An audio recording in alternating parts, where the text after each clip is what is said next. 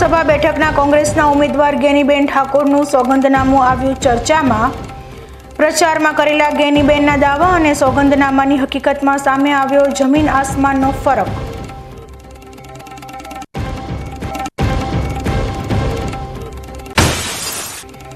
પાલનપુરના ખોરાક અને ઔષધ નિયંત્રણ તંત્રનો સપાટો। ધાનવી એન્ટરપ્રાઇઝ નામની ફેક્ટરીમાંથી 17 લાખના મુદ્દામાલ સાથે 2740 લીટર શંકાસ્પદ ઘીનો જથ્થો કર્યો સીઝ।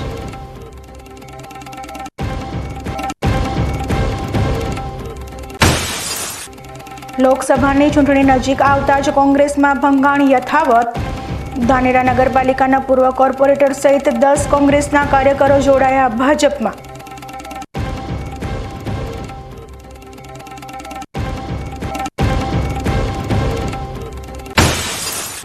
થરાદના નારોલી ખાતે આવેલી પાંડવકાળની તુલસીને બચાવવા અને ગાયને રાષ્ટ્રીય માતા જાહેર કરવા માટે જનકસિંહ ચૌહાણે શરૂ કરી પદયાત્રા। થરાદના લુવાણા કળશ ગામમાં કરાયું સ્વાગત।